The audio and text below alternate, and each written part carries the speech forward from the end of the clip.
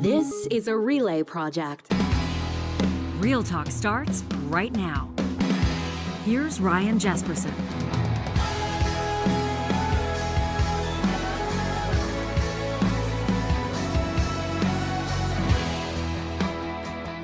It's going to be a tough conversation on today's Real Talk, and we're grateful that you're here for it. It was about a week ago that a judge delivered her verdict in the so-called Hockey Canada trial. 5 former World Junior hockey players, of course, acquitted in connection to an alleged 2018 group sexual assault that has dominated the national conversation for the better part of a year. Today, we'll lead with that story. Not necessarily the trial, nor the verdict, nor the aftermath, but a bigger conversation about what it all says about Canada. A woman coming forward saying that she was assaulted by 5 members of this 2018 World Junior hockey team following a celebratory gala. The case sparked national outrage that paused NHL careers or ended them and led to a massive reckoning around so-called hockey culture in this country. And yet here we are, not guilty. Survivors and advocates are expressing deep frustration and heartbreak, many asking what message does this send to women who come forward, to survivors who have been carrying their trauma only to face a system that seems stacked against them. And honestly, how often do we see this cycle repeat itself? Now, we're not here to relitigate the trial. The judge's decision is final, but we will ask some hard questions of our panelists today. What does this verdict say about justice in Canada when it comes to sexual violence? Are our legal standards, like the burden of proof, doing enough to protect the vulnerable? And after all of the headlines, performative statements, as they've been described from Hockey Canada, has anything actually changed? Because this isn't just about hockey. This is about power. This is about consent. This is definitely about who gets believed. In our feature interview presented by Mercedes-Benz Edmonton West, it's a pleasure to welcome to Real Talk Mary Jane James, CEO of the Sexual Assault Center of Edmonton, and Kristin Raworth, a sexual violence survivor and advocate, and a former spokesperson for the provincial I Believe You campaign. I want to thank both of you for being here. I know that this is a difficult conversation oftentimes to have, but a very important one. Mary Jane, SACE, the Sexual Assault Center of Edmonton, released a statement shortly following the judge's verdict, and we'll be citing that today. But in candid terms, were you expecting to hear what you heard from the judge? I was expecting a not guilty verdict, which I must say for all of your listeners is far different from it being proven innocent. So let's clarify that. Not guilty does not mean that they're innocent. It means that the charges against them could not be proven beyond a reasonable doubt. My expression, how I felt, expecting the not guilty verdict, what disappointed me the most and what has kept me awake at night is the way the judge chose to, over a 5.5-hour period, just hammer away at EM. Just make her, really understand that she was wrong, she was not credible, her testimony was not reliable. She weighed 138, not 120. She, the details, and it just demonstrated to me and I think to everyone who works in this space the lack of ability to come at this for Judge Garcia from a trauma-informed space. And I was devastated. I was heartbroken. And I think when you called me yesterday and asked me if I'd speak about this, I said to myself, I don't even know if I have the bandwidth to speak about this anymore. It feels like in 18 years that I've been working in this space, we've come so far, and now we've gone so far back. And I don't even know what the next 18 years will bring. But when you say that you expected a not guilty verdict, are you saying that you expected it because you didn't feel like the trial was properly prosecuted, the case was properly argued, or are you saying that you expected it because you've seen this again and again in courts across the country and beyond? Both. I would say both. I've seen this play before. But I also felt, because I was watching the trial intently, that there were some inconsistencies in EM's testimony, which would be expected 7 years after the fact. She was quizzed and questioned on that stand for, 8 days? By five teams of very high-profile lawyers. The intimidation factor there would be out of this world. And she didn't have anybody with her, Ryan. I don't know if everybody understands this, but the complainant is not represented by the Crown. The complainant is a witness for the Crown. She doesn't have a lawyer. She doesn't have anyone talking to her in between, recesses. She has no one. She's all by herself. So, and I also, Ryan, have sat in many, many, many courtrooms over the years and held a lot of hands and, watched complainants, victims, survivors cry their eyes out after a similar not guilty verdict, although this is the first time in 18 years that I have ever heard a judge come unglued on a witness like that, ever. And that was what was most disappointing to me. Kristin, when you first heard the verdict, what was your first thought? I was just sitting here thinking actually about the first time I met you. So the very first time I met you was when I came in to your previous show in 2017, when I was the spokesperson for the I Believe You campaign. And at that point, I made a reference to, which I do in my opinion piece, about how this is the only crime where you have to consistently prove that you're a victim. You have to consistently prove that something happened to you. And, if someone steals your bike, you don't have to go into court and say, I didn't want them to steal my bike, or I wasn't dressed in a certain way for them to steal my bike, or all of these things. And what really came to me is how little has changed, even though we went through Me Too, even though we've done all these things. And there was a feeling, a groundswell within advocacy groups, and I think both Mary Jane and I felt it, that things were shifting. It feels like they haven't, because even with the rules that we have in place now for judicial training, that wasn't grandfathered in. So this judge did not receive that training. And it's very clear in her ruling that she does not understand the impacts of trauma, specifically on memory, and how survivors recount things can be different because of the impact of trauma. So I guess my first thought really was just, okay, here we go again. Nothing has changed, and it's very frustrating to see that all the things that we've tried to do judicially and with bills has not actually made the impact that we hoped that it would. Kyle's in our chat right now. He says, I'm sorry, if you have a traumatic experience, you remember that for the rest of your life. What would you say to him if he was sitting here? Kyle, get some training, buddy. You have no idea. Unless you've been through it, you have no place to speak.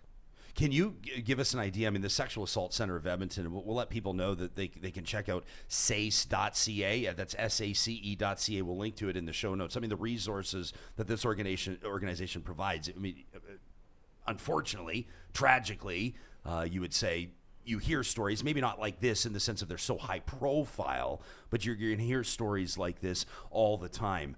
And I imagine that there are different details and different circumstances, of course, but when it comes to someone that has experienced something like this, and maybe they're not sure, maybe they're not sure what happened, or maybe they're not sure how it would land with the public, or maybe they're not sure if they want to go public, or maybe they're not sure if they want to press charges, maybe they're not sure if they even want to go to the hospital.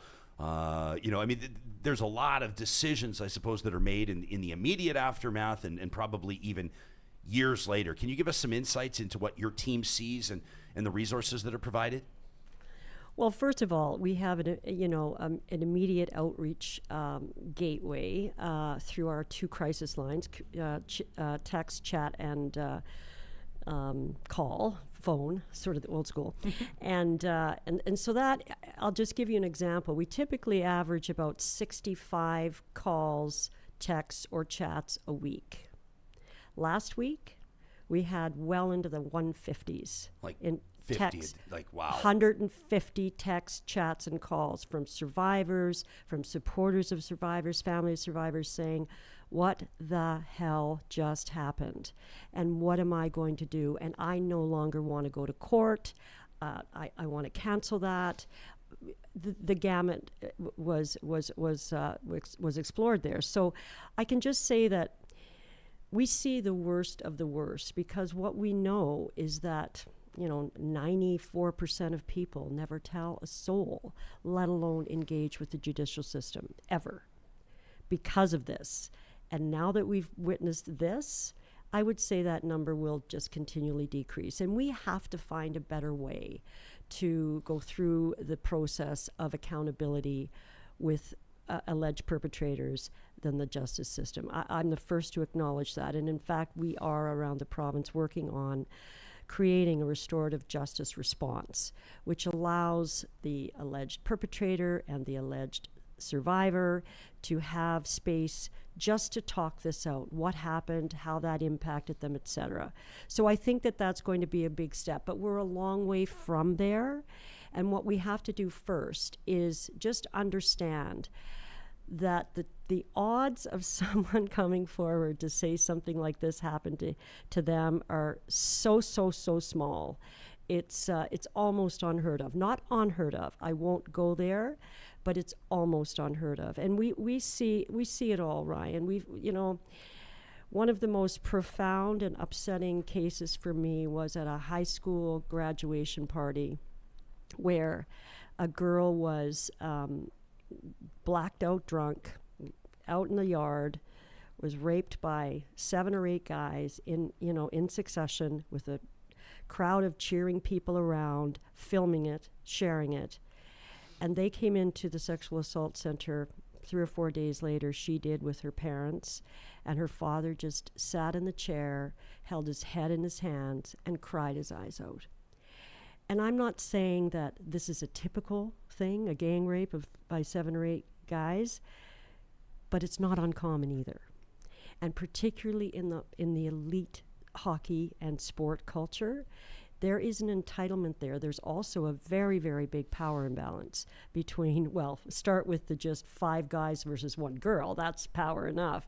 But also just the terrifying experience of being alone in a room with someone who exudes power over you, whether that's physically, financially, you name it. There is a power imbalance. So the power imbalance example would be a teacher over a student, a priest over a parishioner, a coach over a player. And in this case, it's 5 elite hockey players clearly consuming a lot of alcohol, and 1 girl, be she 120 pounds or 138 pounds. Let's get that, on the record. So, I don't know what happened in that room. None of us really do, and we never will.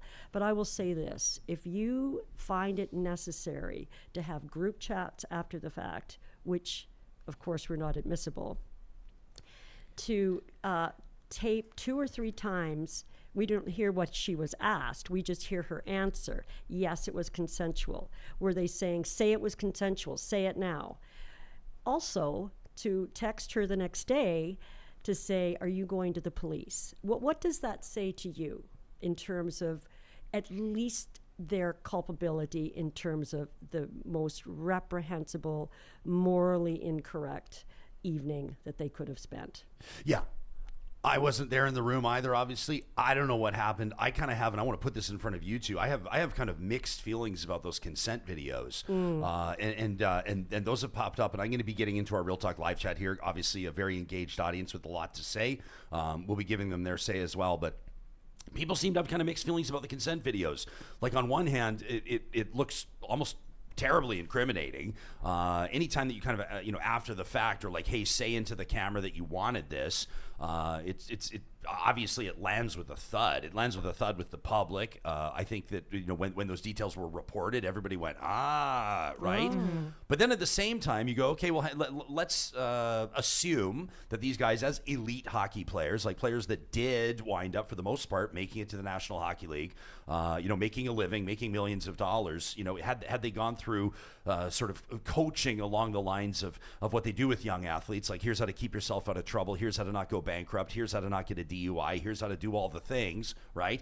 You wonder if someone said to them, like, something like this, or like random sexual encounters or wild nights on the road could blow up in your face, and you have to make sure that you can prove that there was consent. I'm inventing potentially a hypothetical scenario in my mind, but I can see something like that happening. You wonder if they got that sort of advice. I want to ask you what you make of it, Kristin. So if that's the case, then I think you would have had other players come forward and say, yeah, this is something that we do. This is something, like even privately, that they would have said something. And you've seen no one else. Like in my entire dating life, which unfortunately has been very long, at no point have I ever filmed a consent video. I don't think anyone has ever filmed a consent video. So, and if, like you said, this was some sort of training, which is possible, I'm sure that they do get, like, this is how you stay out of trouble, guys. I think it would have come forward that that is part of something that they do, and it didn't. And the fact is that then when you see those 2 videos that she did, linked in with the text message where the guy says they were hitting her so hard it looked like it hurt. I had to get out of there. Like that, to me, those 2 things clearly are incongruent, and there's something there that to me speaks to the fact that they knew they did something wrong. And then again, to text her the next day and be like, are you going to go to the police? Why would she go to the police if she freely consented in these videos? Those 2, again, that doesn't make sense. So I think that regardless of the verdict, I think they know that they did something wrong. Even if it didn't meet the legal threshold of a crime, I think that they all know that they did something wrong. Kristin, you recently published an opinion piece. It ran in the Edmonton Journal. Hockey Canada trial exposes culture of victim blaming. Take us into what you argue. Yeah, so the biggest thing for me was, I mean, I'm not going to get into, like Mary Jane said, into the technicalities of the trial. But once the verdict came out and folks like myself and agencies like SACE came forward about, saying what our comments were, the viciousness in my replies and the viciousness from what people said, they called her a slut. They said she should go to jail. I mean, what message does that send to any survivor to say, if your case doesn't meet the legal threshold, you should get sent to jail? People are not going to go forward. And then they're all saying, oh, false allegations, men's lives get ruined. False allegations make up 1% to 2% statistically. So we are not talking about this large segment of women who are out there just trying to ruin men's lives. That's just not true.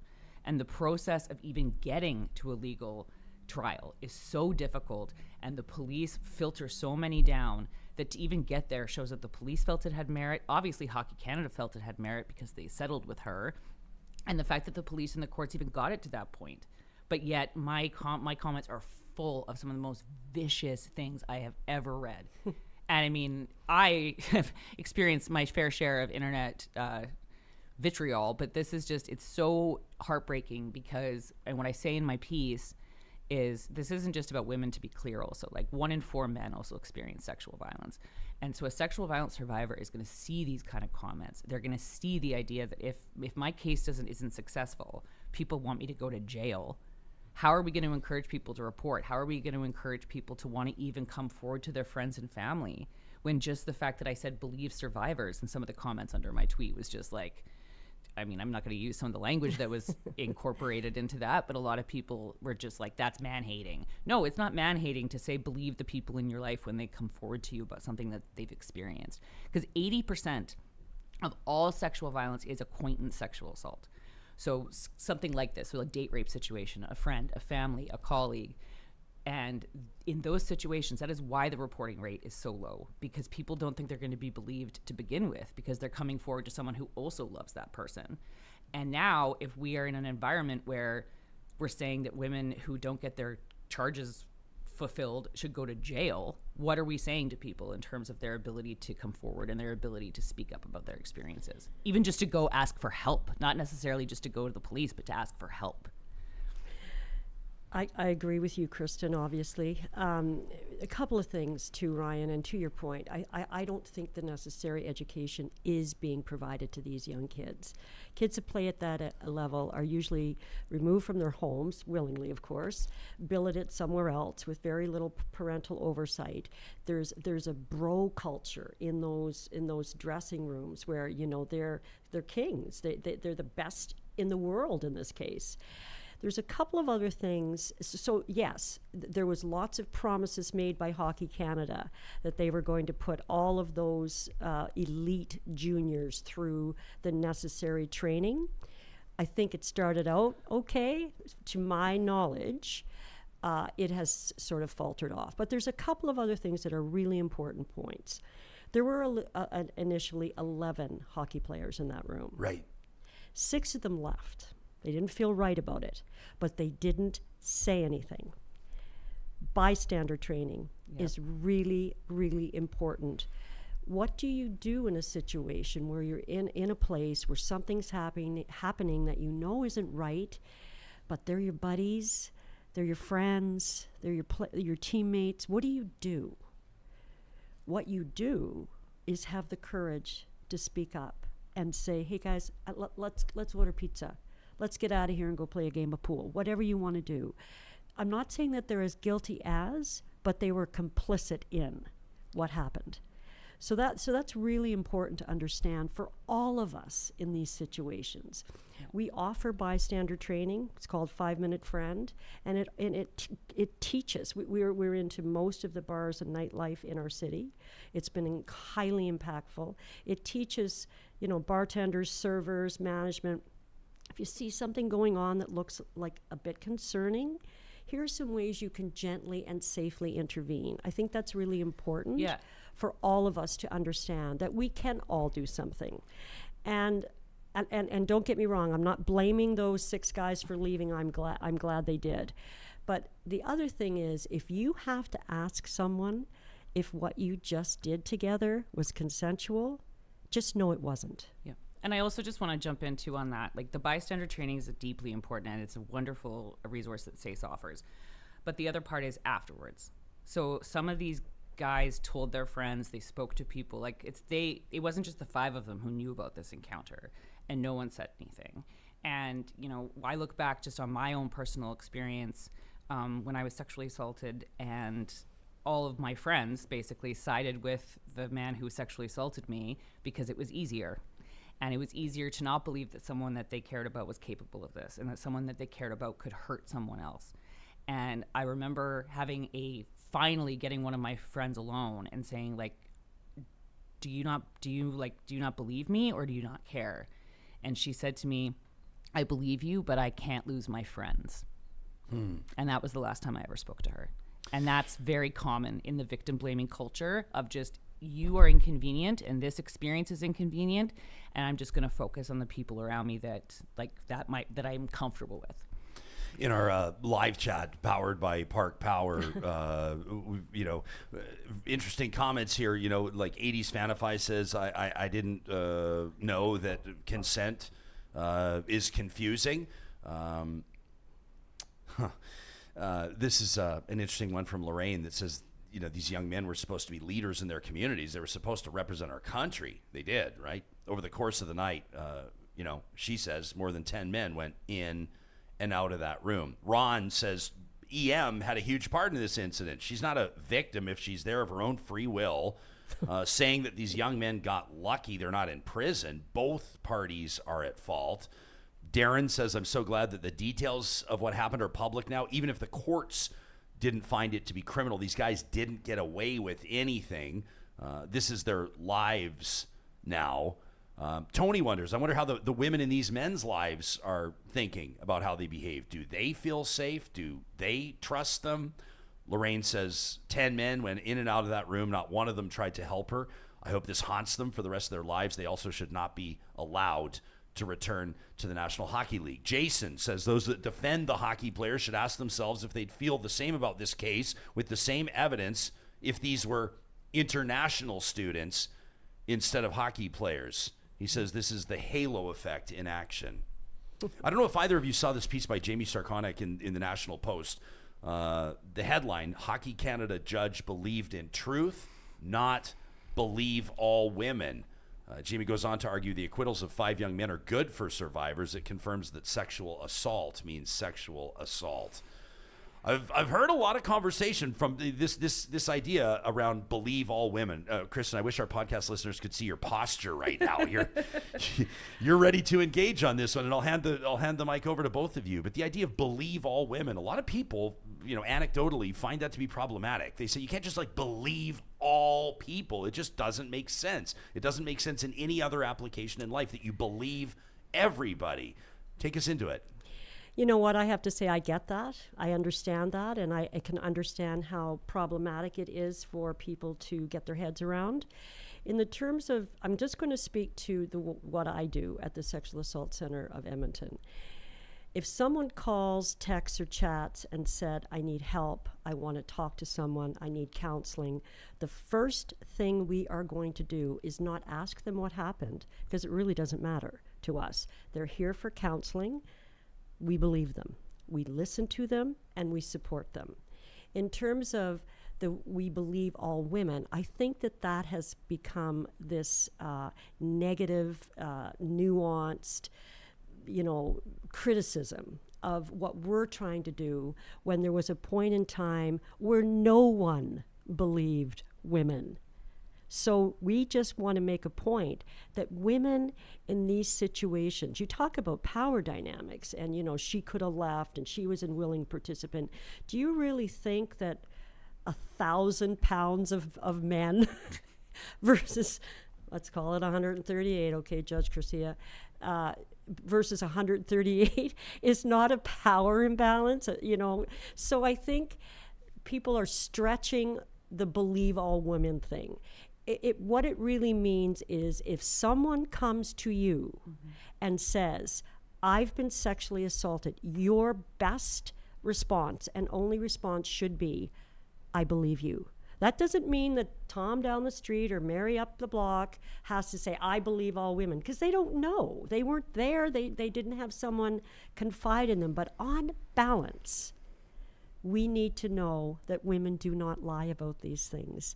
And we just need to take that and do what you want with it on your text line. But the other thing is, I think we need to have a discussion about how we're going to move forward from this, what we have learned from this, both as sexual assault centers. In our case, we've been doing this for 50 years, and I can tell you, after this verdict, we are no further ahead than we were 50 years ago, and I'm sure Kristin can agree.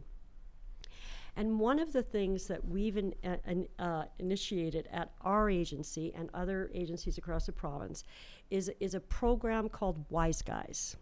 And it's an immersive full-year program that we offer to grade 9 boys. And it talks about everything, and that's just at the ripe age. You start talking to people in grade 12, boys in grade 12, about consent and healthy relationships, the horse has already left the barn.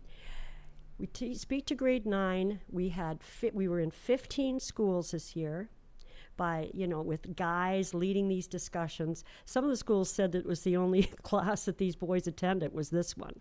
So every week we'd spend 2 hours with them. We'd bring in pizza. They'd talk about everything. We have a couple of dozen schools on the wait list. Our funding for that program had to be cut. It's cut. We are now going to be doing that program in half the schools we did last year. Is that provincial funding? Provincial funding. We had a funding cut. It's over. We get it. You cut our funding. But I think what I want your listeners to understand is that there is a path forward. And the path forward starts with educating boys at a ripe age. Well, in fact, those conversations parents should be having with their kids in an age-appropriate, topic-appropriate way. At a very young age, what is your body? What is your private? Who can touch your body? And then move on to this grade 9 class where they're just, really learning a lot. And now we have an alumni class where kids who were in that class when they were in grade 9 and are now graduated from high school come back and talk to the kids about what this program did for them. And so it's amazing. We're devastated that we can't offer it to every grade line class, but that's not financially possible. We will not give up the hope, though. If I've learned anything from hosting talk shows for 15 years, it's that you never know who's listening. And if somebody with deep pockets, a private citizen, an organization, a company is listening, I'm imagining they could probably restore these programs or even grow them by making a donation to SACE. Is that right? It's not a lot. It really wouldn't take a lot. What would you be looking for? What's the dollar amount? If we could get back into a full strength, we would be looking at maybe a couple $100,000 all in to hire 6 educators. That's all it takes. All right, and maybe that's something where you could, a corporation could get its name up on the wall or something for $250,000. Would you guys consider that? Be the change you want to see. I say to corporations, be the change. These are your sons, your daughters, your children out there who are listening to this. And not back in the day when I was a kid where you'd have to dig the newspapers out of the archives. You can Google all this stuff, and you can get everything from the outright most ridiculous position on these issues to the other extreme. So where you want your children to be getting that information is from the people who know it and who are trained, and they're giving them evidence-based, research-based information, not Google information. Kristin, I want to give you a chance to respond to that as well. That believe all women assertion, some of the pushback on it. Where's your head at with it? So first of all, I would just say it's not believe all women, it's believe all survivors. Fair. Because again, I think we oftentimes negate the experiences of men, and they are actually less likely to come forward and less likely to disclose because of the shame that's often associated with their experiences. So I just want to highlight that first. Secondly, people conflate believing survivors with wanting to throw everyone in jail and with the judicial system, and those are not the same thing. Believing survivors is saying, like Mary Jane said, when someone comes forward to you and they disclose that something happened, that you believe them, that you support them, that you love them. It's not saying that you want them to, it has nothing else to do beyond that. Right. And it's really important that when someone gets up the courage to disclose, that they are supported, because if they are not, we know that what the studies look like. And I mean, I know personally what I experienced. You see higher rates of mental health issues, higher rates of addictions issues, higher rates of incarceration. When you look at our houselessness population, the amount of people who are houseless in our city who have experienced domestic and or sexual violence is huge. And often that's because they did not get the support that they needed. So these are all of the consequences of what happens when you do not believe someone who comes forward to you in your life. And so when we talk about this, we're talking about giving, just basically loving and caring and supporting the people in your life. Exactly. We've got an incredible email from Real Talker Jillian that I want to get to. I want to play a clip from a comedian that I think relates to this. Daniel Sloss, you actually shared it on your social media. Yeah. So did you last week. It's about a 2-minute clip. We wouldn't normally play it, but it's bang on, and I think it's worthwhile for the audience to hear it. Plus, we want to get into more comments from our live chat. We're talking to Mary Jane James and Kristin Raworth on a special edition of the show. We welcome your feedback all the time. Either a comment on our YouTube episodes, on our Spotify episodes. Of course, you can also send us an email to talk@ryanjespersen.com. Just a short time ago, we rolled out a partnership with The Helm Clothing. You can find them online at thehelmclothing.com. You can browse their incredible selections there, but I really want to encourage you to visit their beautiful 3-story downtown Edmonton location. This is where I pick up my fresh looks, my friends. If I'm hosting something special, if we're hosting a party here in the Real Talk studio, I go see Chad and his team at The Helm, and they get me all set up, and that's exactly what Real Talker Matt did. He sent us this note just the other day. He says, I wanted to let you know, Jesper, I heard your ad read on The Helm on Real Talk. I had no idea it was 3 stories. He said, I hadn't been into that shop for years. I just remembered their old place on 104th Street. So I rolled in today. He says, I talked to Zach. He says, and I bought way too much stuff. He says, I live way out in the burbs, and it was well worth the trip in. Matt's got a couple of fresh looks, and so can you. You can visit them in their beautiful downtown location. If you're looking for something custom, something bespoke, something that will stand out, I heartily and fully recommend you visit the team at The Helm.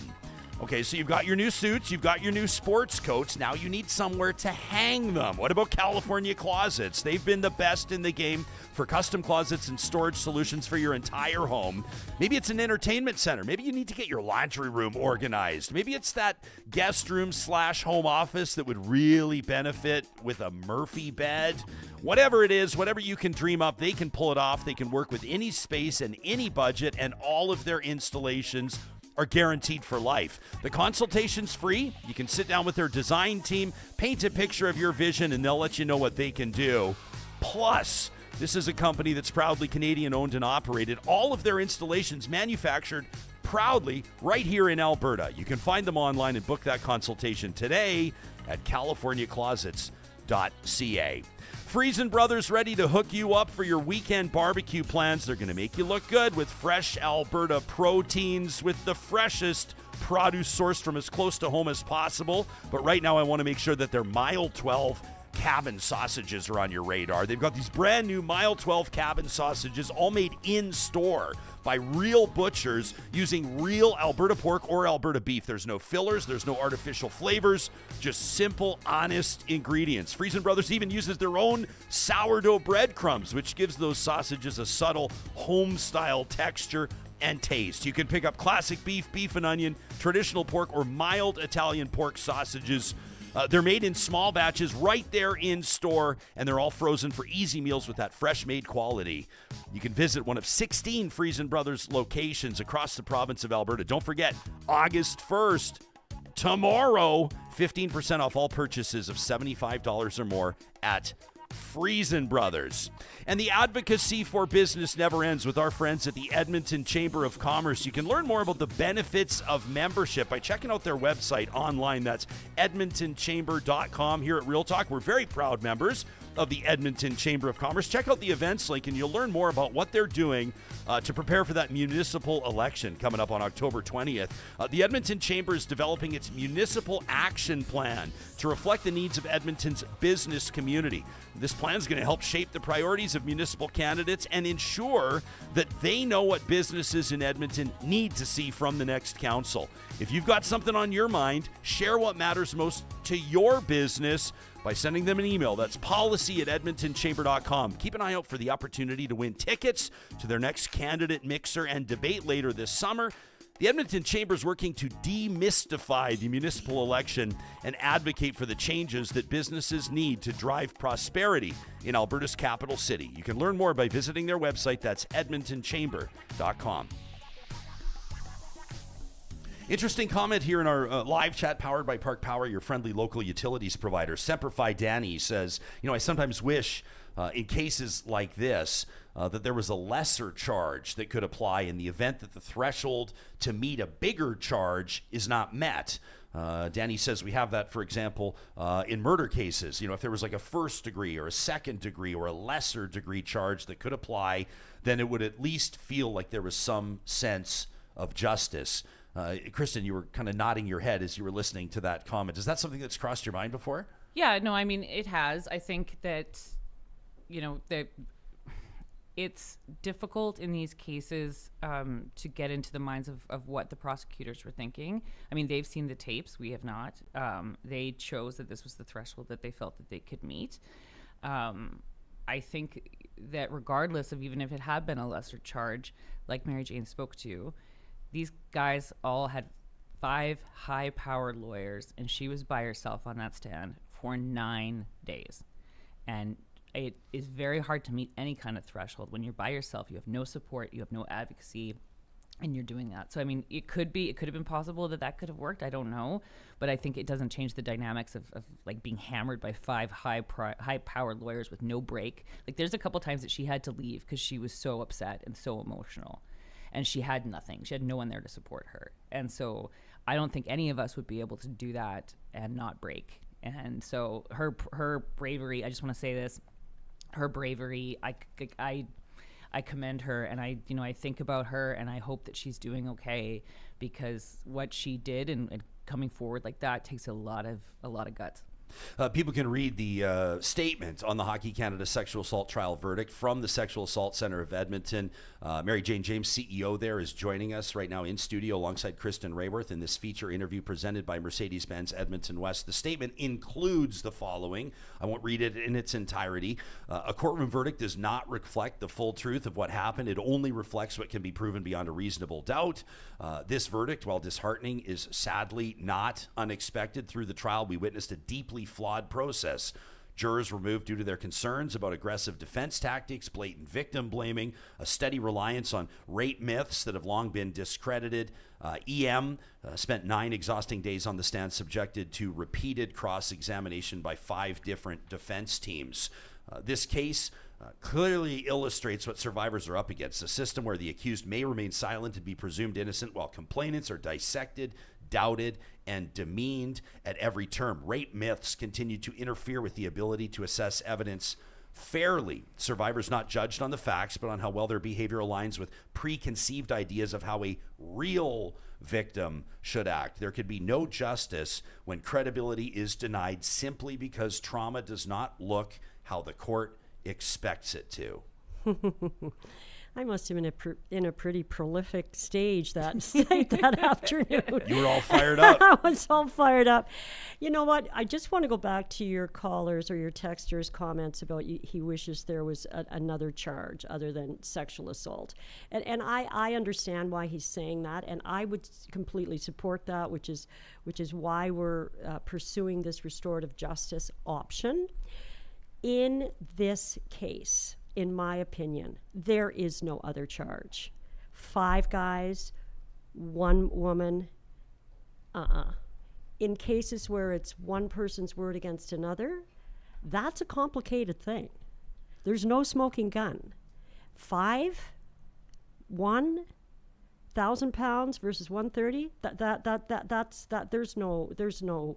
There's no discussion there. But you're saying that you believe that the appropriate charges were laid. I do. You're saying that you believe that the Crown approached this as it should, and yet the judge in this case lambasted the prosecution, basically said that it didn't prove anything, that the witness wasn't credible, that there was basically, you know what I'm saying? I don't need to, you've heard it all. I do. And I thought the prosecution did a very good job. I think it was what they were up against.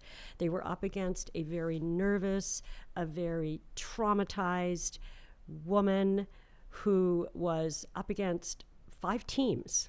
So I think there was about, 20 lawyers there against the prosecutor. That's beyond intimidating for a witness, which what EM was. Sure. And so, yes, I believe they should have been charged. If nothing else, and I'm going to say this, I'm probably going to be hated, it brought to light a situation that has been going on in professional elite sports for decades. And the machine has always run over the grass. And this time they brought the charges.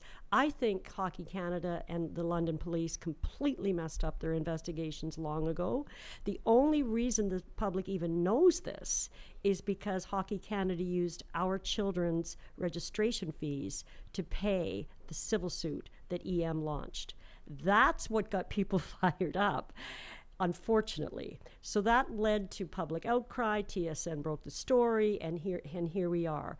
Yes, I think the appropriate charges were laid, and it's not uncommon for the prosecution not to be able to prove their case beyond a reasonable doubt, because the burden of proof is incredibly high, higher than in any other punishable crime by long shot. Is that okay? I'm not saying higher than any other punishable crime. I don't want to take issue with that, but the burden of proof should be high with something like this, right? Like if somebody's wrongly accused, if somebody's maliciously accused, their entire life is done if the burden of proof is not met. Do we agree on that? Absolutely. And to be honest, I don't know that the burden of proof was met in this case.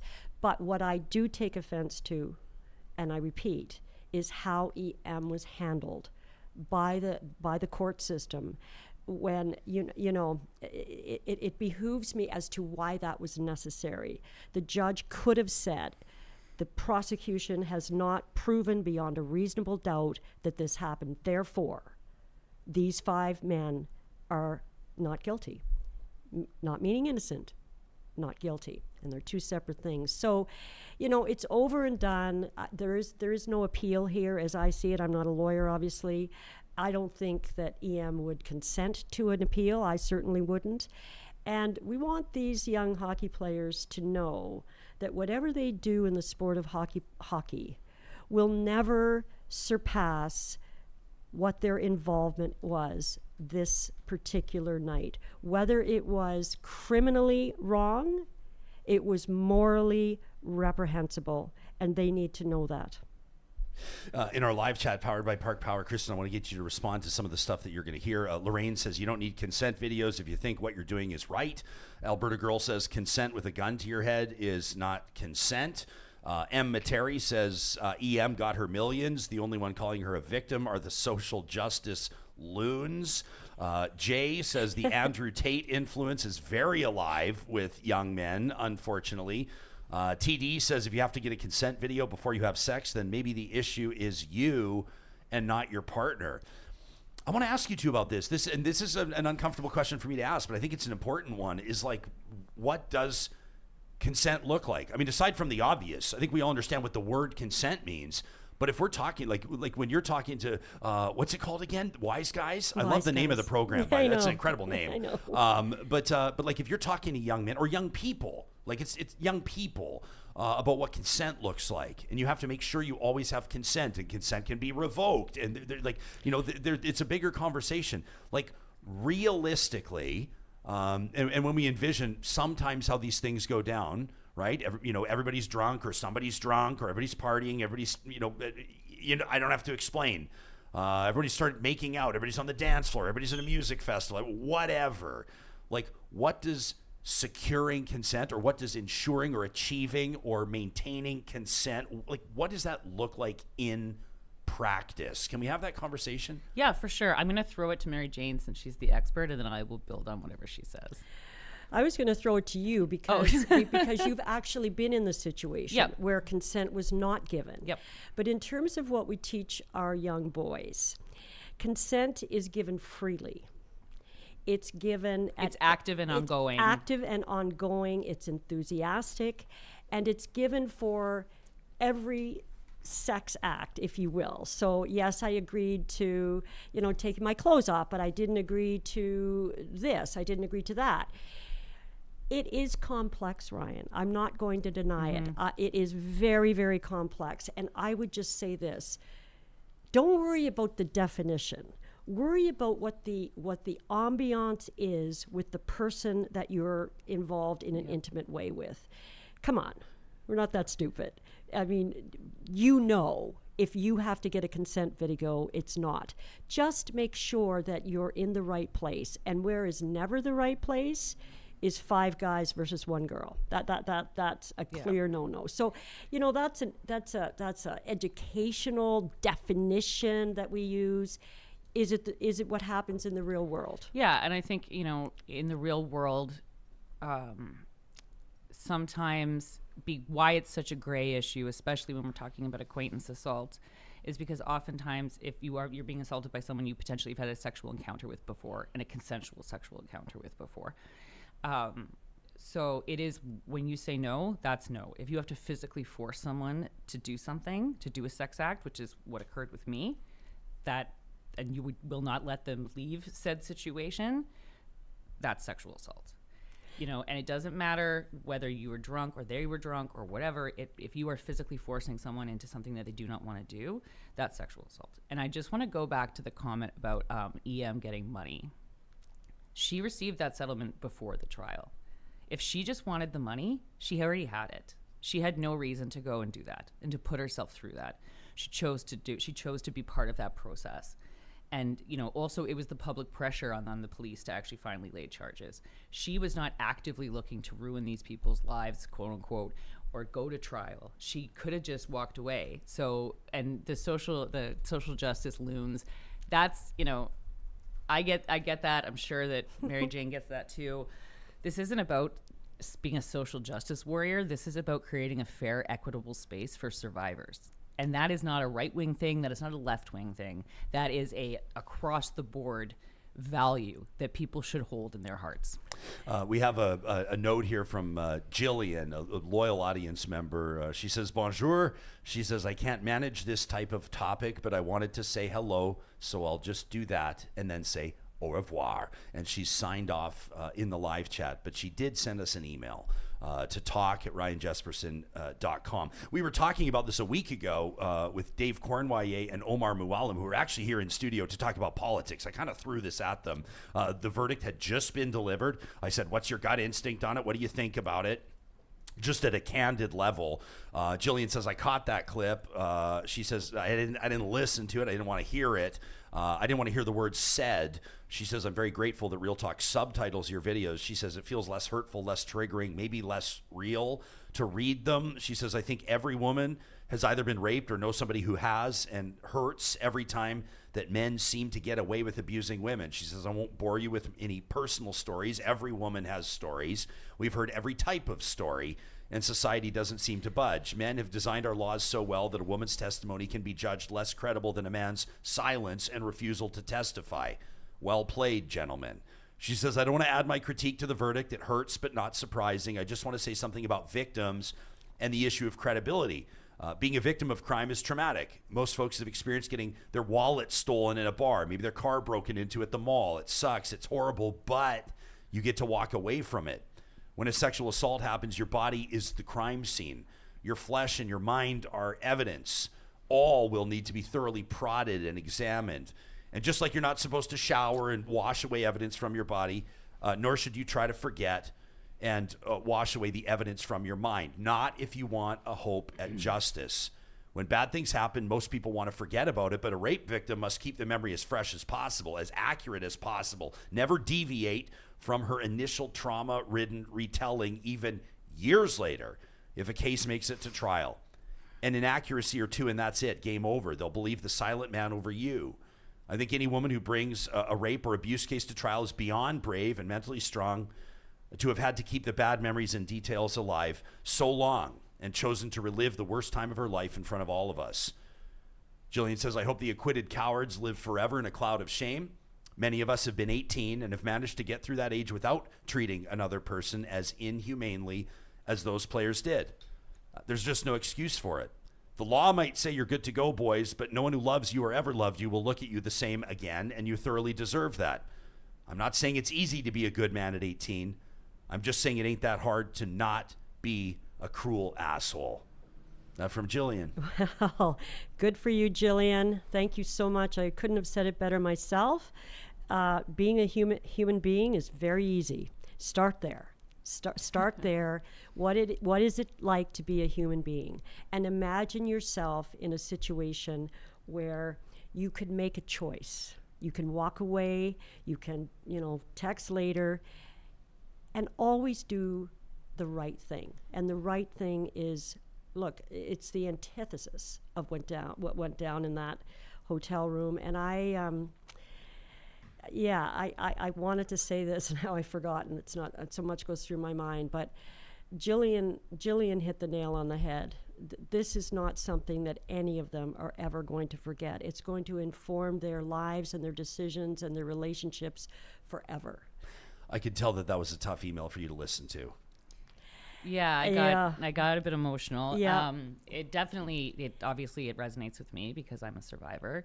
And I will say, my life was permanently altered by my sexual assault. Everything in my life and the way that I operate in the world and the way I trust people and the way I don't trust people and everything. It permanently altered the chemistry of my brain and the way that I live and work in the world. So when we talk about these issues and come on and do this, and I write stuff and work with Mary Jane and all this stuff, I do that because I felt incredibly alone after I was assaulted, and I was completely alone until I had SACE, and I never want anyone else to ever feel the way I felt.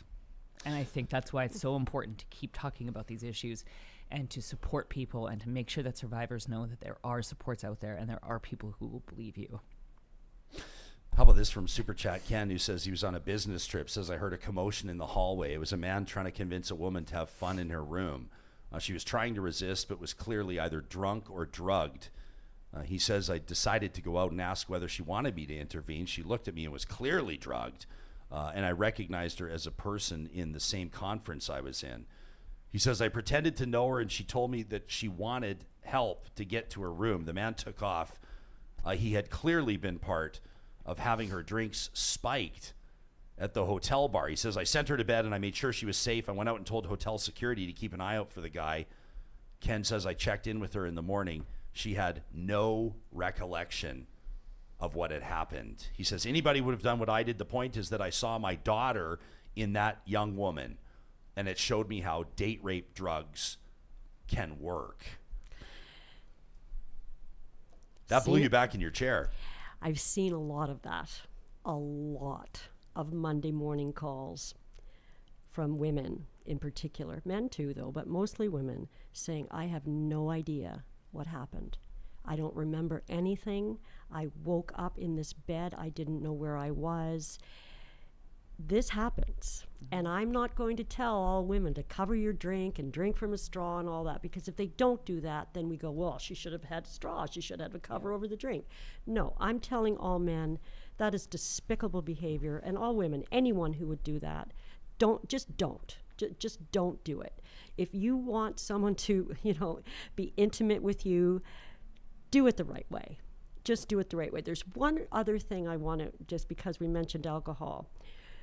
There's two things. One, the judge said that EM was not looking like a typical intoxicated person. I'd like to ask the question, what does a typical intoxicated person look like?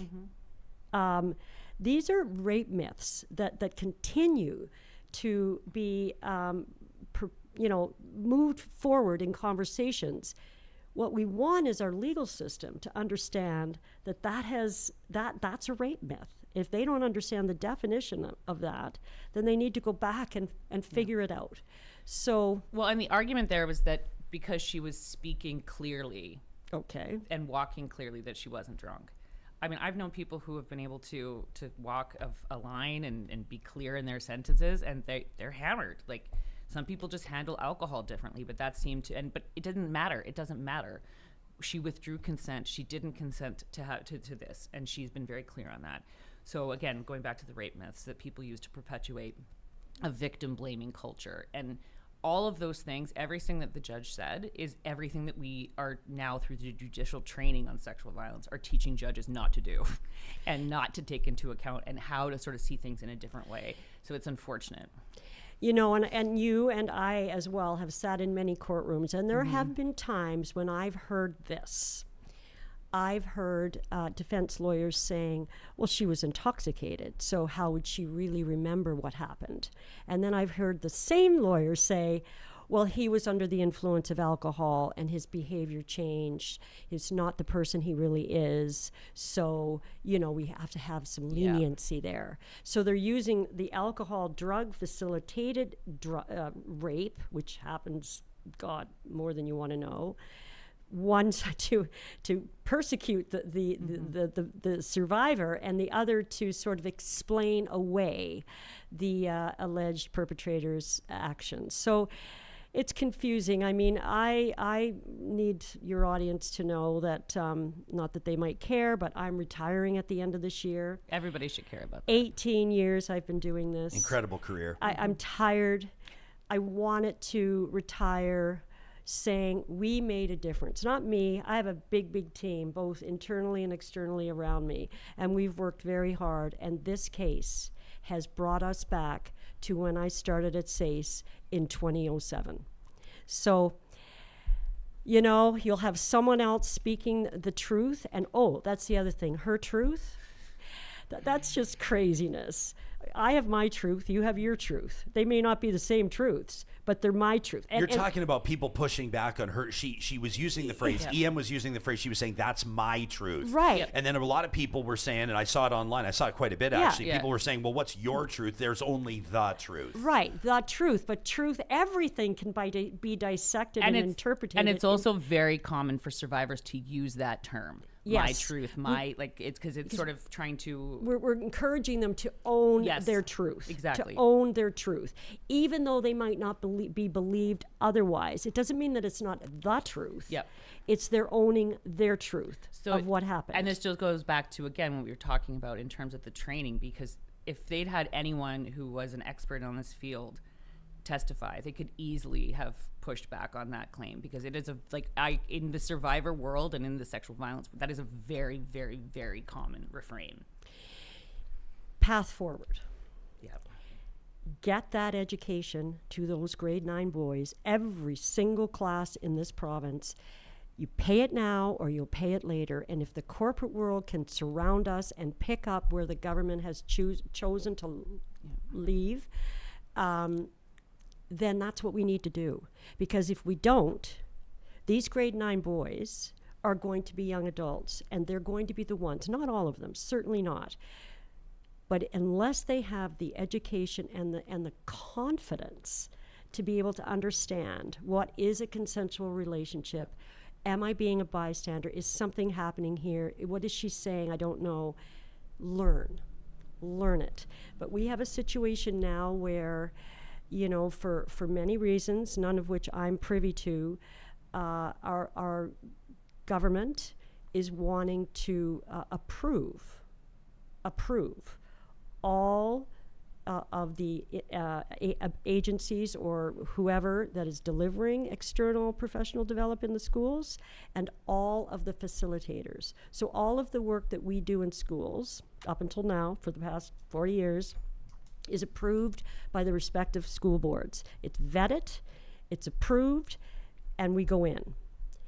Now the system is changing so that our facilitators have to be approved, as does the content of every single public education course that we deliver to schools. Is it fair? I don't know.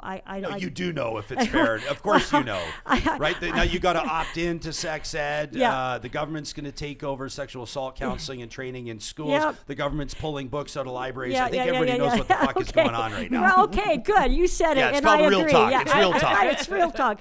But I mean, like, let me just put you. I'm going to put you in a tough spot right now. I apologize in advance, Mary Jane. please. But you just told us you're retiring, so big deal. But in all seriousness, you have to walk a careful line. I do. Every time I get a CEO or an executive director in here, you don't want to pick a fight with the province on the province's most listened to political podcast, because that will not serve your agency well, and ultimately it will hurt the people that need to tap into your agency's resources. And so I understand why you have to be diplomatic about this, but there is no possible way to justify pulling funding for the types of programs that the Sexual Assault Center of Edmonton is offering. Can we all agree on that? well, and let me understand, because I'm sure they'll be reaching out to you to say, we fund the Sexual Assault Center of Edmonton to $2.09 million, and yes, they do. At that time, we had 70 staff. 70. We were everywhere. Thousands and thousands and thousands of people were receiving our education. Thousands of people were receiving our counseling, ages 3 to 103, at no cost. And we've reduced our staff to 49. So what does that do for our program? It reduces capacity. So our population is growing and expected to double over the next 30 years, and you've just cut your workforce almost in half. Just so we're clear about what's going on. That's the only way that I can take it. Okay. And this has been through numerous conversations. You know, I am retiring, and I feel like I'm handing over a hornet's nest to my successors, because it's going to be a tough slog. Kristin, you shared a clip from comedian Daniel Sloss. I want to share that in just a quick second. I know that the audience will benefit from it, and I think it'll provide context for us to offer some closing comments here. This conversation far from over. Obviously, I want to just let both of you know how grateful I am that you've agreed to come here and talk about very difficult subject matter. And I want to give this audience a shout out for sticking around and participating in a very difficult conversation as well. I won't say all the comments in our live chat have been intuitive and decent, but a lot of them have. Lauren's watching us right now. He says, my nearly 14-year-old grandson came to help me in the yard yesterday. And I said to him, you can talk to me anytime about anything. He says it gives an option aside from his parents. And he says, and I'm proud that I talked to him about many different subjects. I appreciate that people are sharing their personal experiences. I know that this is difficult for a lot of people to talk about, obviously. Ken says, like the guests today, the big question for me about the men's behavior were the 2 consent videos. Who does that if they don't see anything wrong with what they're doing. Emily says there needs to be way more victim support in court. She goes on, by the way, to say the NHL is starting to get it right. I'm going to ask both of you about the NHL before we leave. Erica says EM should have had a lawyer. I wonder why she didn't. Mike says, of course you've got to teach kids so-called street smarts and not trust blindly, but our society's in trouble if we create an environment of utter fear and paranoia, saying that predators are everywhere. Ms. KD says, I paid into Hockey Canada dues for 10 years. It is disgusting that our fees went to a settlement. I mean, geez. Jay says, I wonder how many more EM type cases have happened that we'll never know about. He says Hockey Canada has some skeletons in the closet. Let's also acknowledge, and I'm not saying this just because I'm a hockey fan. I'm not saying this because I play hockey. I'm not saying it because it's my favorite sport. But it's also, I'm not trying to pass the buck. You know it. You've known me for a long time. It's not just hockey either. No, it isn't. Right? Like we could be talking about the President of the United States. We could be talking about Harvey Weinstein. We could be talking about a million different scenarios. It's not just, it's often elite sport, right? But it's not exclusively elite sport. What it is ultimately is a culture of us being unable to call out our own. When you see a lot of these stories, whether it's in sports or whether it's in entertainment or in whatever, politics, we have a very difficult time acknowledging that people we like or respect or work with are capable of these things. And so it's much easier for us to ignore it. And when we do that, we are complicit. And that complicity is so common when you hear these stories when they finally come out of the people who knew what Harvey Weinstein was doing, the people who knew what some certain politicians had been up to and just didn't say anything. So on top of what we're trying to do today and talk about this belief and support for survivors is encouraging people to police your own, call out your boys, like call out the people in your life. If you see something and they're doing something wrong, or like, and again, this feeds into the clip you're about to show, if you're starting to feel uncomfortable with someone's behavior, talk to them. Talk to them before something happens. Because, I will speak just to my own personal experience. The person who sexually assaulted me, when I told my friends about it afterwards, all of them said, oh yeah, well, he's always been aggressive with women, or I heard about this, or I heard about that. And even I think I excused some of his behavior before he sexually assaulted me. And this was someone I was friends with for 15 years.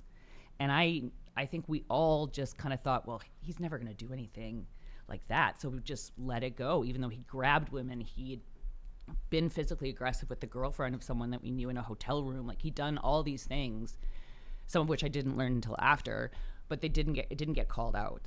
And so I think that's really another important part is if you see someone in your life acting in a way that is inappropriate, talk to them. Erica says, I would think that some of the most complicated cases are the ones where both people are highly intoxicated. If both people are too drunk to consent, how can only one person be guilty of something? It's a fair question, isn't it? It is, but in my 18 years, I've never seen a case go forward where there's been two people in the room sexually assaulted, or two people in the room who are intoxicated and intimate relationship took place. It might have happened, I might have missed it, but I would say that happens more often than not, and people might walk away from that saying, geez, that was a rough night, or regret, morning after regret, or whatever. We're all adults. At 18 years old, you're an adult. You're free to drink, you're free to vote, you're free to do everything. You're also free to have intimate relationships with other partners, whether you're intoxicated or not. It's when one is and one isn't, then it becomes very, very gray. But it's also very, very gray to prosecute. So these cases very, very rarely make their way to the courtroom. Honestly, they don't. But she's got a very good point. And I think it's an important question to ask, and I appreciate you taking it. I appreciate Erica asking that question. The clip from Daniel Sloss in just a moment. I want to let you know these conversations, of course, happen with the support of Real Talk sponsors that recognize the importance of real talk on real life, real talk on real issues, and that includes the incredible team at Kubi Renewable Energy, celebrating 10 years this year, a remarkable story. Two oil-field electricians that saw where the future is going, and look what they've built now in Calgary, Edmonton, Lethbridge, Kamloops, Kelowna, you name it. Imagine opening your power bill and not flinching. That's what solar can do. By producing your own power, you can save between 20 to 100% of your electricity costs. Most systems paying for themselves in 5 to 10 years. Plus, with a little thing called net metering, you can earn credits for the extra power that you produce in the summer and then use that to cut your winter bills. If that sounds like something you'd like to explore, check out kuby.ca. That's kuby.ca/solar for a free quote and more information. Kuby, solar simplified, people powered. This time of year, summer is a perfect time for successful Canadians to pause and reflect on their career and retirement goals. At North Road Investment Council, they're working with Canadians who have done just that. They've built successful careers. Now you want to ensure that your wealth is being organized to deliver a successful retirement. The typical North Road client has at least $2 million in investable assets, often coming from detail-driven analytical professions, dentists, architects, engineers. If that's you, the team at North Road Investment Council is interested and open to a conversation. You can visit their website, northroadic.com, and start a conversation built on clarity, discipline, and true alignment. And as we're talking about incredible difference makers in our communities, we want to make sure we shine a light on UCAN Youth Services today. This amazing organization is helping hundreds of young people out of harm's way and onto a path of economic independence. You can read more about their values, their corporate partnerships on their website, ucan.ca. We're thrilled to see them secure the keys to a brand new location just across from Grant MacEwan University. It means they're going to be able to double their service offering right at the time that Alberta needs it. You can read more about UCAN, and if you're in a position with your company or organization to be hiring entry-level workers, but you need them to be dedicated, committed, motivated, and experienced, look no further than UCAN at ucan.ca. Comedian Daniel Sloss recently with biting commentary, and this was shared on Kristin on your Twitter account. Mary Jane, you pushed it out. I saw both of your posts, and I thought, gosh, we got to include this. Typically, we wouldn't play in an episode a 2-minute clip, but every single word is important. We'll discuss it right after we hear from Daniel Sloss. 97% of rapists will not spend a single day in jail. That is a real statistic. That is fucking abhorrent. So how do we fix that? How does society, how do we fix this? How do we stop this happening? The only thing I can think of is it has to involve us. And by us, I mean men. Now, to the women in the room, I know you know this. None of this is new information. And to the men in the room, I want to make something crystal clear. This isn't an attack. I'm just trying to tell you my experience. I knew this man for 8 years, and he fucking did it. There are monsters amongst us, and they look like us. If you are sick of the narrative that is currently going on about men, feel free to change it, but you have to get involved. Don't make the same mistake I did for years, which was just sitting back and be like, well, I'm not part of the problem, therefore I must be part of the solution, because that's just not how this fucking shit works. I believe, and deep down I know that most men are good. Of course we are. But when 1 in 10 men are shit and the other 9 do nothing, they might as well not fucking be there. Instead of having this hero complex of being like, I'm going to beat up a rapist, fucking prevent one, stop one, because I know it can be done, because I know how I failed at it. Because if I'm being 100% honest with myself, were there signs in my friend's behavior over the years towards women that I ignored? The answer is yes. And then he raped my friend, and that's on me until the day I die. Talk to your fucking boys. Get involved. Because I'm going to be honest with you, lads. Women are trying their hardest to not get raped. I think it's their priority. Mine's is Wi-Fi. I can't do much. I just won't do nothing anymore. I'm just suggesting that you do this. If you think this does not affect the women in your life, talk to them after this show and watch your world crumble before your very eyes. If you think this does not affect the women in your life, it's not because it's not happening to them. It's because they don't trust you enough to talk to you about it. And that's the single worst thing I ever learned about myself. Pretty incredible stuff. Let me check in with the other guy in the room, the show's technical producer, Johnny Infamous. We've heard from a lot of men the last 3 weeks on this. But this, I'm happy to he's sit and talking, listen but today. yeah, and we have for an hour. But he's talking to the guys. That one hit me right between the eyes. I think it's 100% true. And, you know, like, you've heard my opinion on this all week, so I'm not going to reiterate anything I've said. You've seen it on our shorts. You can go watch our highlights. I'll just pose a question to our listeners. Like, what's more likely that happened in this situation? That a dozen men and a single female had a 100% consensual, orgy in a hotel room late at night under the influence of alcohol, or that a woman shown on video was peppered with alcohol. They're shown buying single shots and her 2 at a time. You know what I mean? Pretty much lured into a hotel room, ambushed with friend after friend from a guy. Another thing, I've never had a consensual. First of all, I've never had an encounter with someone under the influence of alcohol and the next day thought, oh, I should have got a consent video. But secondly, I've also never, after having a consensual sexual encounter with someone for the first time, thought to text one of my friends and ask them to get in on it. This whole situation is horrible. It's disappointing. At the very least, it's being irresponsible. At the far other end, it's sexual assault. These guys, man, first of all, none of them even have a chance of getting another cup of coffee in the NHL except Carter Hart. But why? Like, there are a myriad of young men who are talented, who have a great moral center, who can play in the NHL. Why are we fighting for these 5 assholes? Yeah. These guys showed shitty behavior. They were irresponsible. They used a person like they were a thing, and then they tried to get evidence after the fact to show that they weren't. And young boys are seeing this, and they are saying, you know what? It was okay. They didn't get any. None of these guys are going to go to therapy. None of these guys are going to talk to women like we have here in the room and get their side of the story. They're going to think for the rest of their lives they were wronged. And some people will if they don't get back to the NHL. You know what, though? And I'll say this right now, and I work with the NHL and I work with the Oilers, and I think there are amazing men in that league. Fuck them. They can go be construction workers. They can start a business. They can start a podcast. They can go into finance. They do not belong in the best sport in the world that I love. You see how I love this guy? The National Hockey League Players Association, a few hours after the judge's decision, releasing a statement. I won't read it in its entirety, but the NHLPA has responded that its players should have the opportunity to return to work. The NHL stating the allegations in the case very disturbing, even if not deemed criminal. The league calling the behavior of the players unacceptable.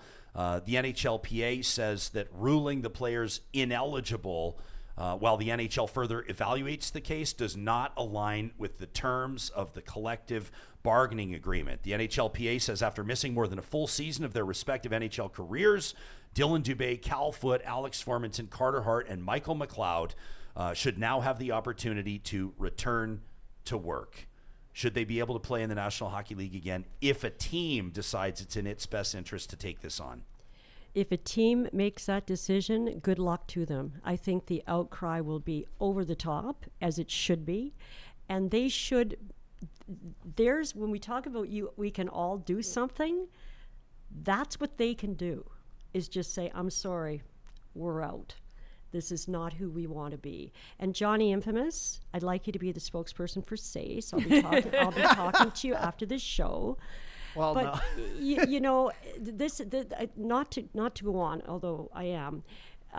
The Wise Guys program is so pivotal. It's so it's been vetted. It's been researched by the University of Calgary. It is such a great program. Mm-hmm. But the other program that we've had to step back from, since our funding has been reduced, is a program called SAFE, and it is a program that with parents and young 12 to 14-year-old boys who have exhibited problematic sexualized behavior. Whether that was learned, whether they saw it on the, the World Wide Web, as they said when it was introduced way back when, or whether they've actually been in situations which were problematic. This is to get these kids, before they can be charged, with their parents in a room to talk about consent, healthy relationships, boundaries, the gamut. We had one full-time psychologist partnering with the organization in St. Albert, Stop Abuse in Families, working with them. We don't have enough money to pay her anymore, so our involvement in that is over. So these are the things. I mean, my mother used to say, and I'm sorry I'm repeating a 93-year-old woman, it's about the only thing she can say with any clarity these days. If we continue to do what we've always done, we'll always be where we've always been. And this is the watershed moment. We need to amp up the education in schools, because not everyone in this room has a Ryan Jespersen for a father or a Mary Jane James for a mother. And God, was I good. I used to sit at the supper table and go on with my boys, and they're like, I know, Mom, I know you said that already. But that's what it takes. But it takes that. And not every child has that for many, many reasons. So we need to pick up that slack. We who know, we need to not cut back. We need to amp it up. So this is a cry to anyone out there who's listening to write to your MLA and say, we need more public education in schools, whether that's Wise Guys, whether that's, this sexualized behavior program that we're running for 12 to 14-year-olds, whether it's just about consent, healthy relationships, inappropriate photo sharing. That's all the work that we do and more. And we're not the only ones who've seen our funding cut. It's happening across our province. So let's get at it as a team. Let's do this. We can do better. Those hockey players don't deserve any more comment from us. They just need to wallow in the disgraceful behavior that they exhibited. They will never be forgotten for it. And whether or not we sign Carter Hart, and I'm an Oilers fan, that's going to be a big day. Have me back, even if I'm retired. I'll have you back. Okay. Oh, your retirement only means that we're expecting you to join us more frequently, by the way. Ms. KD, I think it was her, says, Mary Jane retiring, what a loss to the sector. She says, thank you so much for your service. Lauren characterizes the next few months as the last dance with Mary Jane. He says, thank you for everything that you've done. Chantel says, rape is never okay, regardless of what they're wearing, regardless of whether or not they're drunk, regardless of whether or not they seemed like they were flirting, or maybe just being nice. No means no. It's a whole sentence. Christine says, I hope teams don't sign these men who showed horrific judgment and grossly immoral behavior. That was a choice. She says, I believe EM. Can I say one thing on course you belief? can. It's also not lost on me that every woman I've ever been in a relationship with has at one time or another told me about an incident where on the far side, they've either been pressured or intimidated into a sexual act they weren't comfortable with, or on the other side, sexually assaulted or raped. Every single woman I've been in a relationship, including my partner now. So, I mean, this whole thing, believe everything every woman says. I mean, it's hard not to, because this happens so often and the repercussions are so few, right? Super Chat Ken kicking in $5 to the Super Chat. I'm not sure if you're familiar with this protocol, but when someone donates and kicks in $5 to the Super Chat, they're buying the guests a beer. The beer fridge is out front with the macro and micro beer selections. Make sure you grab one on your way out. I'll bring one to my dad. You can send us an email on this Real Talkers to talk at ryanjespersen.com. I like the spirit of your comment on moving forward, what this means moving forward. Not to suggest that there aren't residual impacts of this, obviously, but the question that we need to ask is, where do we go from here? Kristin, I want to give last word to you. Well, first off, just in case I don't get another opportunity to appear alongside my favorite person, Mary Jane has changed the course of my entire life. And she has really, I love her, and I can't say enough nice things about her and her friendship and her support and the relationship that we've had over the last 10 years. And she just means the world to me. So Right back at you. There you go. But that aside, again, I think it just goes into really challenging that culture that victim blames, but also believes, I think a lot of people still hold the narrative in their head that most sexual assault is stranger danger type situations, that someone is jumping out from underneath a bush. And no, that's not the case. And that's where the culture of belief and support is so important, because if you are attacked by a stranger, the chances are much higher that people are going to believe you, and that you will have more of a support system from the police and from everyone else, because you know, a stranger attacked you, you poor person. But if it is a family member, or it is a friend or a boyfriend or whatever, that makes it much grayer. And then that's where we really need to focus on that culture of belief and support for survivors, but also accountability for perpetrators and for enablers. And going into the restorative justice component that Mary Jane was talking about, creating systems where we can have perpetrators and survivors in the same room talking about their experience. Not every situation needs to end up with someone going to jail. It can also be an opportunity for a learning experience and for people to change and for people to address their behavior and the harms that they've caused. So that's really important because, again, I think that also takes away from this idea that the Me Too movement is all about hating men or punishing men or wanting to ruin lives. It's about accountability. And I think we need to call out that accountability in every part and facet of our lives. And part of that accountability is also the accountability you have to the people in your life to believe and support them and be there for them. Right on. I want to just read a few more comments as we wrap. I just appreciate Can everybody. you read a nice one? Actually, do you want to read this? Is such an asshole move on my part, but who was it, Kristin? You're not gonna. I don't know how you feel about this. 80s fanified. This is what we would call an underhanded compliment. Oh, okay. Yeah, 80s Fanify says, I'm not generally a fan of Kristin, but she's speaking nothing but truth this morning. How's that? Thanks, buddy. How's that for a talk radio compliment? You like that one? But in all seriousness, let me read a few more. Vamp Fashion says, one view that has not been addressed on this episode was the long tradition on the prairies of so-called puck bunnies who chase hockey players. They're good, normal humans, and being willing, of course, does not excuse abuse. TD says a friend of hers says, as a matter of fact, pardon me, my young male cousin says was sexually assaulted when he was a kid and told no one, turning to drugs and alcohol, eventually passing away at the age of 40. Says he was a tortured soul. Erica says, I would think for a number of reasons, it's even more difficult for men to come forward as victims of the same trauma, plus a bunch of additional stigma, and I bet that's probably 100% true. Vanya says, thank you, Ryan and Real Talk, for giving this verdict and the entire topic, the grace and compassion that victims deserve. Thank you for that. Darren says, Johnny, you absolutely nailed it. I agree with everything you said.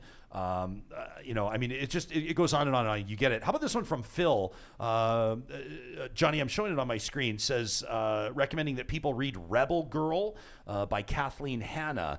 Phil says, I had to ask my wife if anything that Hannah mentioned in her book had happened in her life, and I was shocked. Steph says, I have a 17-year-old son.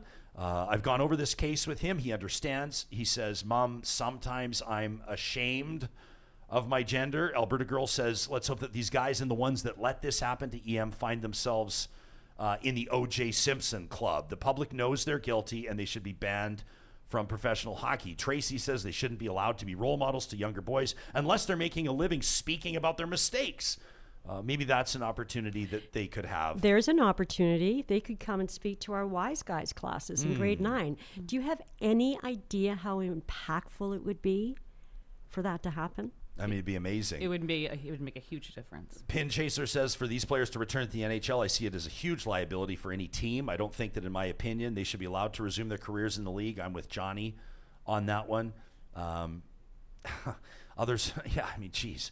Keep the comments coming. I mean, I feel like we could sit here all day on this, and I really appreciate it. I see Ms. KD's $10 into the YouTube Super Chat. Says, this is such an important subject. We need to keep talking and shining a light on it for men and women.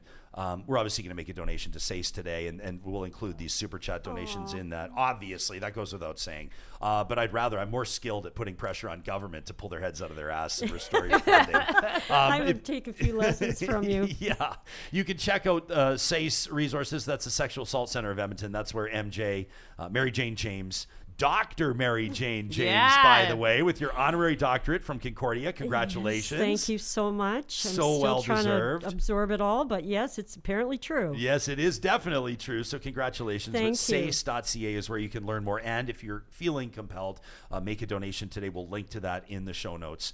As we wrap this episode, Real Talkers, again, I want to thank you for showing up for these tough conversations. It's the middle of the summer. It's way easier to talk about our favorite flavors of ice cream or the best movies on, hitting the screens right now, but that's not what we're here for. We're here to talk about the things that matter. We're here to make change in our community. We're here to edify and uplift one another, and we'll continue that tradition thanks to you. Want to let you know our next episode. We're putting it together in light of everybody that's road tripping. A very special episode of Real Talk. It'll be streamed live Friday morning. We'll hope you'll join us. Between now and then, be kind to one another. And one love.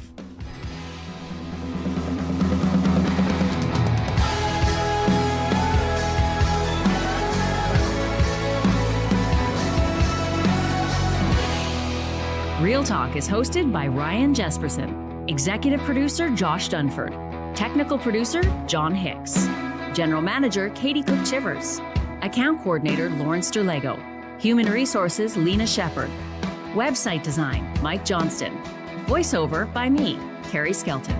Real Talk's editorial board is Supriya Dwivedi, Ahmed Ali, Brandy Morin, Ann Castleman, Corey Hogan, Harmon Candola, Catherine O'Neill, and Chris Henderson. Member Emerita, Julie Rohr. Real Talk is recorded in Edmonton, Alberta on Treaty 6 territory, the traditional and ancestral territory of the Cree, Dene, Blackfoot, Saulteaux, and Nakota Sioux, home to the Métis settlements and the Métis Nation of Alberta. Real Talk is a relay project. For more, check out ryanjespersen.com.